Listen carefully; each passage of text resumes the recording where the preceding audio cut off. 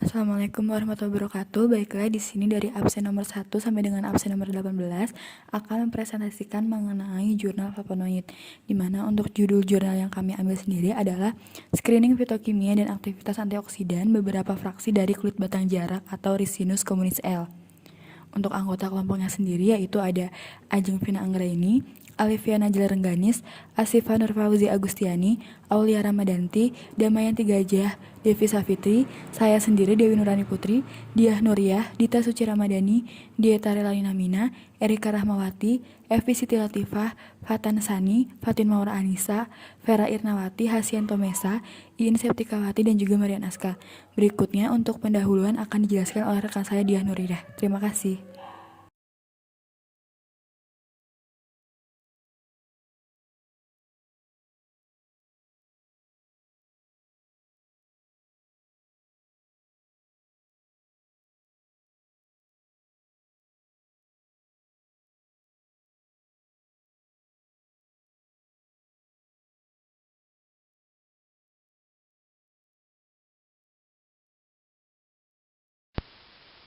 Assalamualaikum warahmatullahi wabarakatuh. Perkenalkan kami dari kelompok 1.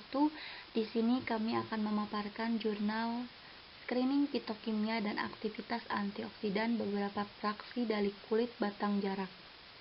Perkenalkan, nama saya Diah Nuriyah. Yang pertama ada pendahuluan.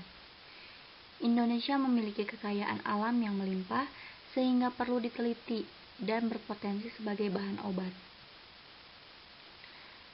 Gambar di samping ini menunjukkan adanya radikal bebas. Radikal bebas merupakan molekul yang tidak stabil dan sangat reaktif karena mengandung satu atau lebih elektron yang tidak berpasangan, sehingga dia akan stabil jika bereaksi dengan molekul yang lainnya. Radikal bebas ini di dalam tubuh dapat menyerang tubuh seperti protein dan DNA, sehingga dapat memicu penyakit seperti kanker, penuaan dini, dan penyakit degradatif lainnya. Selanjutnya, senyawa antioksidan dapat meredam reaksi radikal bebas yang bersifat tidak stabil. Antioksidan adalah senyawa kimia yang dapat menyumbangkan satu atau lebih elektron pada radikal bebas sehingga menjadi stabil. Dalam kehidupan, antioksidan memiliki peran yang sangat positif bagi kesehatan manusia. Antioksidan dibagi menjadi dua. Bagian utama didasarkan pada sumbernya yaitu antioksidan alami dan sintetik. Beberapa contoh antioksidan alami adalah senyawa-senyawa yang terdapat dalam bahan alam atau bahan makanan, senyawa-senyawa turunan fenol, flavonoid, vitamin C, dan vitamin E. Sekian dari saya. Wassalamualaikum warahmatullahi wabarakatuh. Assalamualaikum warahmatullahi wabarakatuh. Perkenalkan, nama saya Dita Suci Ramadhani.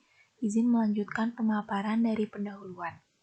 Antioksidan sintetik, contohnya butil hidroksianisol atau BHA, butil hidroksitoluen atau BHT, dan tokoferol.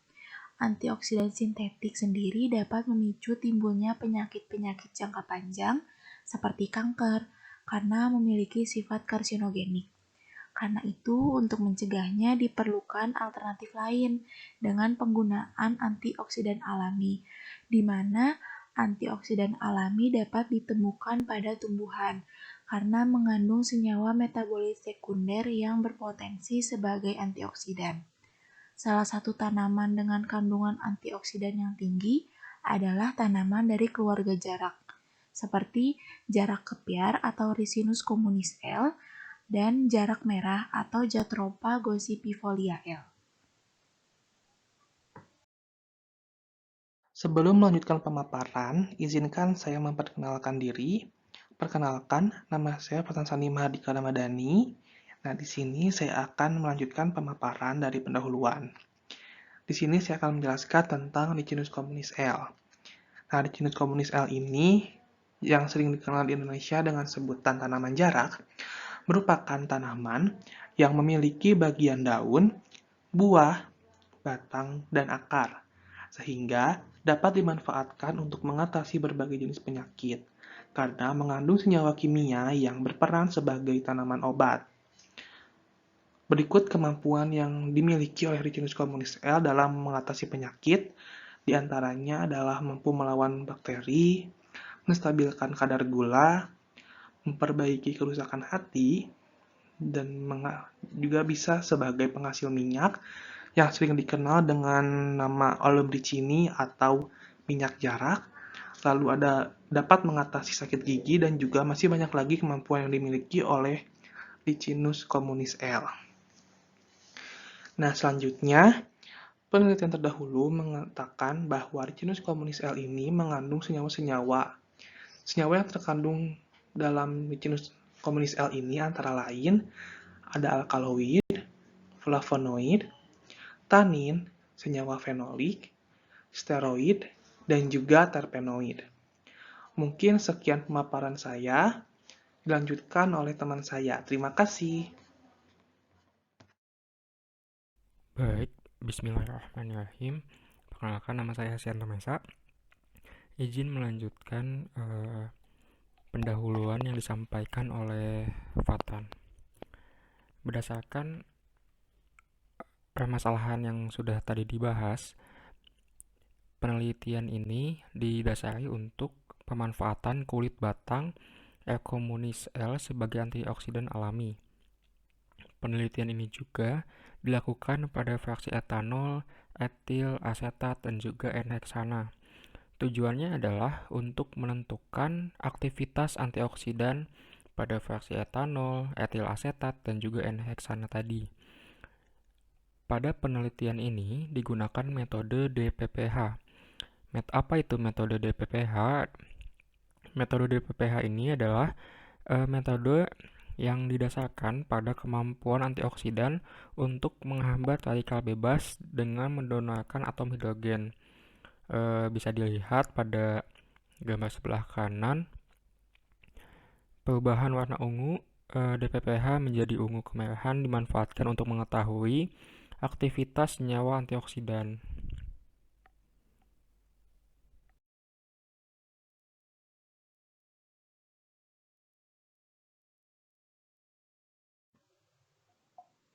Assalamualaikum warahmatullahi wabarakatuh. Perkenalkan, nama saya Ajeng Vina Anggraini dari tingkat 2B kelompok 1. Di sini saya akan menjelaskan mengenai metode penelitian, yaitu bagian penyiapan Simplicia kulit batang Ricinus communis. Pertama-tama disiapkan kulit batang Ricinus communis segar, kemudian dilakukan sortasi basah. Sortasi basah ini bertujuan untuk memisahkan kulit batang dengan zat pengotor seperti kerikil dan tanah. Kemudian kulit batang Ricinus communis dicuci dengan air bersih. Setelah dicuci, dilanjutkan dengan perajangan. Perajangan di sini bertujuan untuk memperluas area permukaan sehingga akan mempermudah proses pengeringan nanti.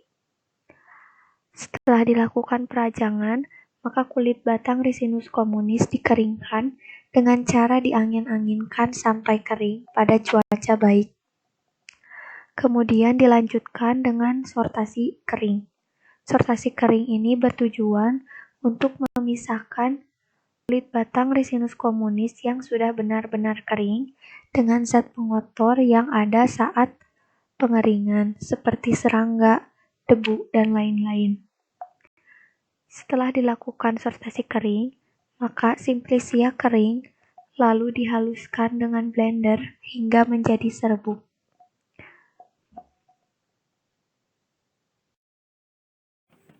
Assalamualaikum warahmatullahi wabarakatuh.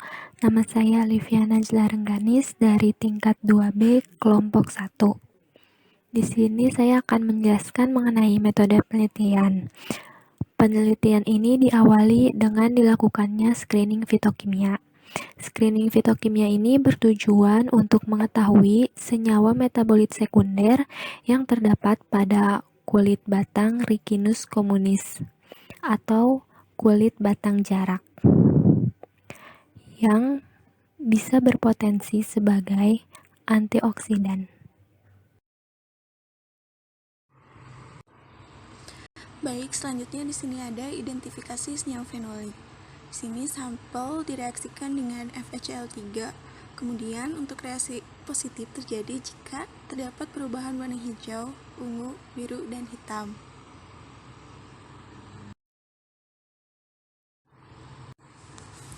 Lalu untuk identifikasi senyawa flavonoid, di sini pertama-tama sampel dimasukkan ke dalam tabung reaksi, kemudian ditambahkan dengan etanol, lalu sampel tersebut dipanaskan sampai mendidih dan disaring lalu dikocok. Kemudian ditambahkan serbuk magnesium, lalu teteskan dengan HCl. Untuk reaksi yang positif, yaitu timbul warna merah.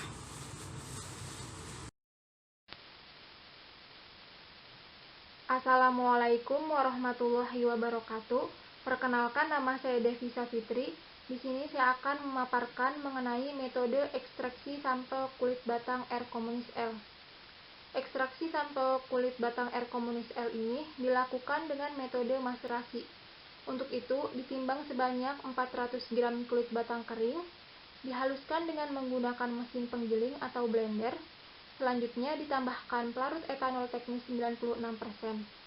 Maserasi dilakukan selama 3 kali 24 jam. Filtrat hasil kemudian dipekatkan menggunakan rotary evaporator pada suhu 40 derajat Celcius hingga diperoleh ekstrak kental. Senyawa metabolit sekunder yang terdapat dalam kulit batang R. communis L ini memiliki sifat polaritas yang berbeda, sehingga perlu dilakukan pemisahan berdasarkan sifat kepolarannya. Karena perbedaan kandungan senyawa metabolit sekunder ini dapat mempengaruhi aktivitas antioksidan. Sekian dari saya, terima kasih. Wassalamualaikum warahmatullahi wabarakatuh. Baik, izin melanjutkan pemaparan dari rekan saya. Kemudian dilakukan vaksinasi ekstrak kental, di mana ekstrak kental hasil maserasi ini dilarutkan dengan 250 ml etanol. Kemudian dari larutan ini diambil 100 ml, lalu dimasukkan ke dalam corong pisah untuk dilakukan vaksinasi. Nah, vaksinasi di sini dilakukan dengan 2 larutan, yaitu etil asetat dan enheksan, dengan perbandingan 1:2. Vaksinasi dengan enheksan ini dilakukan secara berulang hingga enheksan ini berwarna bening atau berwarna semula, kemudian dipisahkan. Kemudian vaksinasi dengan etil asetat dilakukan hingga diperoleh fraksi etil asetat dan fraksi etanol. Nah, proses pemisahan ini dilakukan hingga tidak terbentuk lapisan pada masing-masing fraksi. Kemudian hasil vaksinasi ini diuapkan dari pelarutnya. Mungkin dari saya cukup sekian. Terima kasih. Assalamualaikum warahmatullahi wabarakatuh. Sebelumnya, perkenalkan, nama saya Rika Rahmawati dari tingkat 2B. Di sini saya akan menjelaskan mengenai metode penelitian mengenai uji aktivitas antioksidan. Yang pertama, pembuatan larutan DPPH 100 ppm. DPPH itu diphenyl pikryl hidrazil. Dengan cara ditimbang sebanyak 5 mg DPPH, kemudian ditambah metanol PA hingga 50 ml. Yang kedua yaitu pembuatan larutan uji fraksi N-heksana, etil asetat, dan juga etanol dengan cara dibuat larutan induk dari masing-masing fraksi terlebih dahulu dengan konsentrasi 500 ppm. Kemudian setelah pembuatan larutan induk ini jadi, dibuat variasi menjadi konsentrasi 5, 15, 25, 50, 75, dan 100 dan 125 ppm yang selanjutnya akan dianalisis. Terima kasih, kurang lebihnya saya mohon maaf. Wassalamualaikum warahmatullahi wabarakatuh. Assalamualaikum warahmatullahi wabarakatuh. Sebelumnya perkenalkan, nama saya Dewi Putri. Di sini saya akan melanjutkan penjelasan mengenai uji aktivitas antioksidan, di mana setelah pembuatan larutan DPPH 100 ppm, pembuatan larutan uji fraksi N-heksana, dan juga pembuatan larutan induk, maka dibuat larutan blanko. Larutan blanko ini dibuat dari 3 ml metanol PA, kemudian dimasukkan dan ditambahkan 1 ml DPPH dengan konsentrasi 100 ppm, yang kemudian nantinya diinkubasi di ruang gelap selama 30 menit. Setelah larutan blanko selesai dibuat, dilakukan pembuatan larutan asam askorbat sebagai pembanding. Larutan asam askorbat ini dibuat dengan membuat variasi konsentrasi 1, 2, 5, 10, 15, dan juga 20 ppm. Assalamualaikum warahmatullahi wabarakatuh. Nama saya Vera Irawati Syawaluni dari kelas 2B.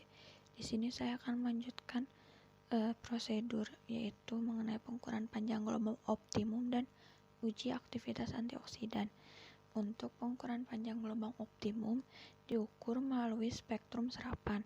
Dilakukan dengan cara masing-masing larutan diukur menggunakan spektrofotometer UV vis pada panjang gelombang 400 nanometer hingga 650 nanometer. Selanjutnya, ditentukan aktivitas antioksidan terhadap masing-masing fraksi dan asam askorbat sebagai standar. Dilakukan dengan cara masing-masing larutan uji ditambahkan dengan DPPH atau diphenyl pikrilhidrazin 100 ppm sebanyak 1 mili, kemudian ditambahkan dengan metanol proanalisis sebanyak 2 mili, lalu dikocok hingga homogen, kemudian diinkubasi di ruang gelap selama 30 menit, selanjutnya diukur serapannya pada panjang gelombang optimum. Assalamualaikum warahmatullahi wabarakatuh. Sebelumnya perkenalkan, nama saya Rika Rahmawati dari tingkat 2B. Di sini saya akan sedikit memaparkan mengenai materi flavonoid. Setelah hasil diperoleh, langkah selanjutnya itu menghitung persen inhibisi dari hubungan absorbansi sampel dan juga blanko. Selanjutnya, nilai IC50 ini diperoleh dari perpotongan garis antara persen inhibisi dan konsentrasi. Kemudian dimasukkan ke dalam persamaan Y sama dengan MX tambah C, di mana Y sama dengan 50 dan nilai X menunjukkan IC50. Terima kasih. Kurang lebihnya mohon maaf. Wassalamualaikum warahmatullahi wabarakatuh.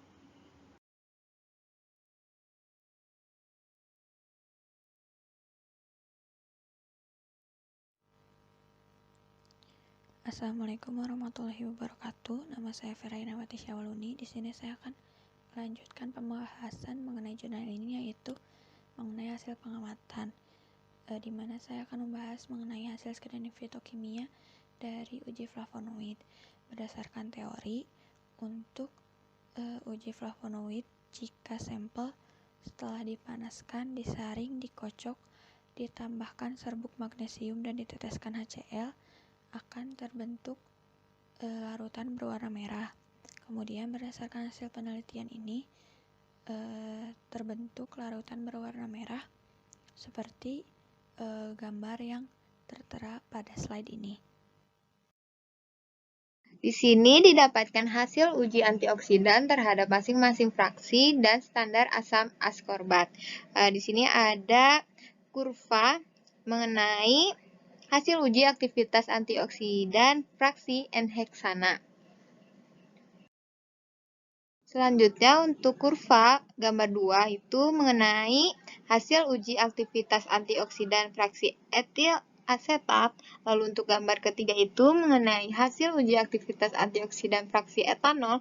Lalu untuk gambar yang terakhir, kurva mengenai hasil uji aktivitas antioksidan fraksi asam askorbat. Selanjutnya dilakukan penentuan nilai IC50. Nilai IC50 ini didapatkan dari perpotongan garis antara persen inhibisi dan konsentrasi, kemudian dimasukkan ke dalam persamaan Y sama dengan MX ditambah C, di mana Y-nya adalah 50 dan nilai X menunjukkan IC50. Dari hasil penelitian ini didapatkan dari sampel fraksi N-heksana, didapatkan persamaan regresi Y sama dengan 0,116X ditambah 16,47, sehingga didapatkan nilai IC50-nya adalah 289,05 ppm. Kemudian dari sampel fraksi etil asetat didapatkan persamaan regresi, Y sama dengan 0,486X ditambah 38,15 sehingga didapatkan nilai IC50-nya adalah 24,38 ppm. Kemudian dari fraksi etanol didapatkan persamaan regresinya adalah Y sama dengan 0,556X ditambah 31,48 sehingga didapatkan nilai IC50-nya adalah 33,38 ppm. Kemudian dari sampel asam askorbat didapatkan persamaan regresi Y sama dengan 3,640X ditambah 4,538 sehingga didapatkan nilai IC50-nya adalah 12,48 ppm. Nah, nilai IC50 ini adalah konsentrasi yang dapat meredam 50% radikal bebas DPPH atau diphenyl pikrilhidrazin, di mana semakin kecil nilai IC50-nya, maka semakin besar aktivitas antioksidannya.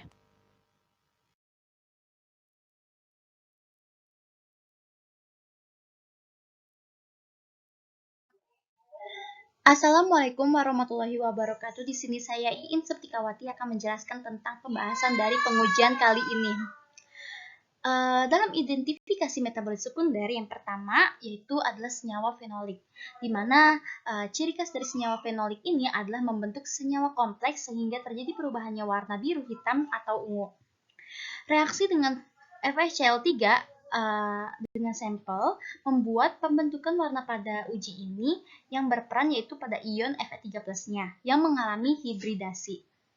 Kemudian screening fitokimia yang dilakukan yaitu dengan mengidentifikasi senyawa flavonoid yang terdapat dalam sampel kulit batang Riccinus communis L, yaitu dengan cara menambahkan asam klorida atau HCl dan logam magnesium, di mana hal tersebut akan mereduksi inti benzopiron yang terdapat dalam senyawa flavonoid, sehingga terbentuknya endapan warna merah tua jingga pada senyawa tersebut.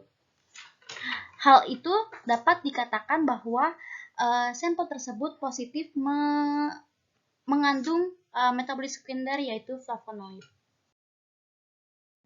Kemudian selanjutnya di sini ada proses pemisahan yang dilakukan dengan menggunakan metode ekstraksi, di mana metode ekstraksi yang digunakan yaitu metode maserasi, di mana metode maserasi ini merupakan metode ekstraksi menggunakan cara dingin.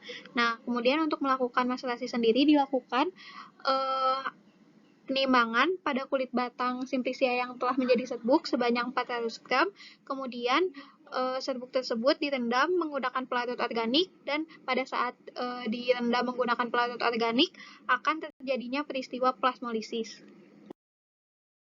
Kemudian setelah diberikan pelarut organik akan terjadi peristiwa plasmolisis, di mana peristiwa plasmolisis ini akan menyebabkan terjadinya pemecahan dinding sel sehingga senyawa yang ada di dalam sitoplasma tersebut akan terlarut dalam pelarut organik. Nah, untuk pelarut organiknya sendiri digunakan etanol 96%, di mana etanol 96% ini dapat melarutkan komponen yang bersifat polar, semipolar, dan juga nonpolar yang ada pada bahan alam, dan juga pelarut etanol ini dapat menembus dinding sel dan dapat masuk ke dalam rongga sel yang mengandung senyawa aktif. Selanjutnya, filtrat yang telah diperoleh ini akan diuapkan dengan alat rotary evaporator, dan hasilnya itu berupa ekstrak kental etanol sebanyak 12 gram. Lalu selanjutnya akan dihitung persen rendemen dari ekstrak kulit batang jarak kepiar.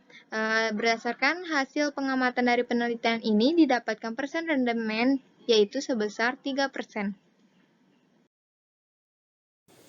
Assalamualaikum warahmatullahi wabarakatuh. Perkenalkan, saya Fatin Maura Anissa dari kelompok 1 tingkat 2B. Di sini saya akan melanjutkan mengenai pembahasan fraksi nasi kulit batang R komunis L dilakukan dengan prinsip perbedaan tingkat kepolaran dan massa jenis antar fraksinya. Fraksi nasi pertama dengan pelarut N-heksana yang bersifat nonpolar dan memiliki massa jenis yang lebih kecil daripada etanol.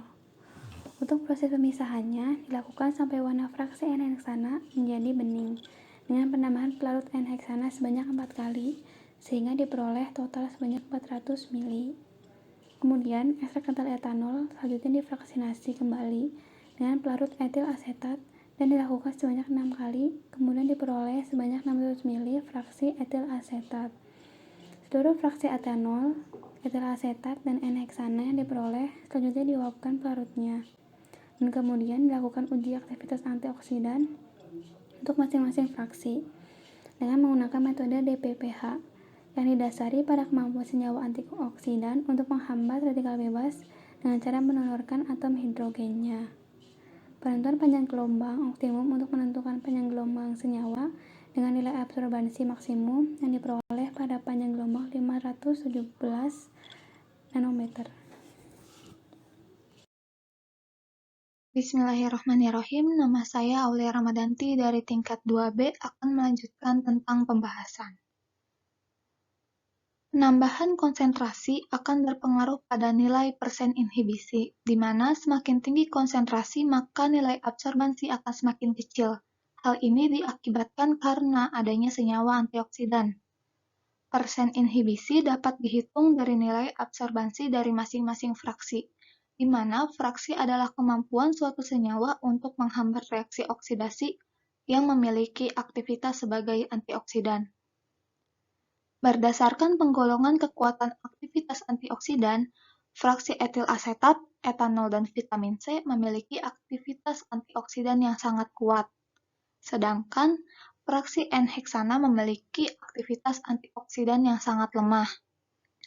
Aktivitas antioksidan terjadi karena bereaksinya molekul difenyl pikrihirazil dengan atom hidrogen dari antioksidan sehingga terbentuk senyawa difenyl pikrilhidrazin dan terlihat terjadinya perubahan warna DPPH dari ungu menjadi kuning.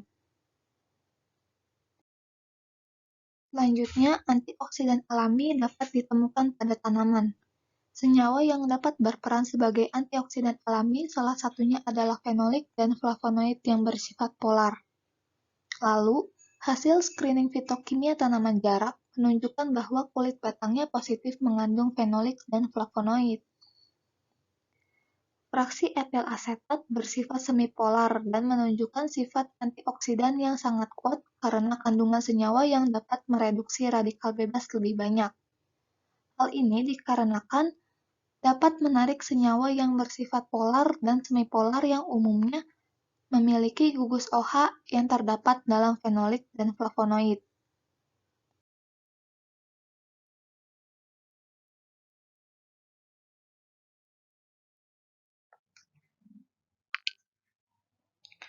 Untuk hasil screening fitokimia yang diperoleh dari kulit batang Ricinus communis L, ini positif mengandung senyawa flavonoid, alkaloid fenolik, saponin, dan terpenoid. Hasil pengujian aktivitas antioksidan ini menggunakan metode DPPH dari masing-masing fraksi dan diperoleh nilai IC50 berturut-turut sebesar 33, 38, 24, 38, dan 289 pada 0,5 ppm.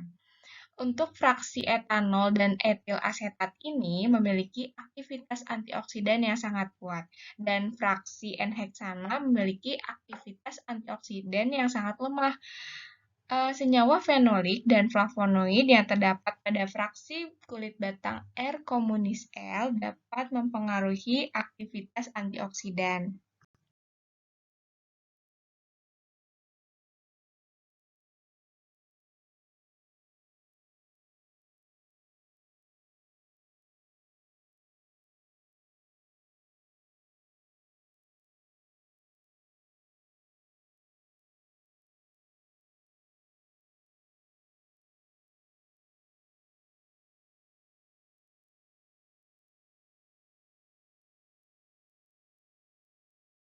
Baiklah, mungkin sekian yang dapat dipresentasikan oleh kelompok kami dari absen nomor 1 sampai dengan nomor 18 mengenai jurnal flavonoid, di mana semoga apa yang telah kami presentasikan dapat membawa manfaat bagi banyak orang. Terima kasih banyak. Saya akhiri. Wassalamualaikum warahmatullahi wabarakatuh.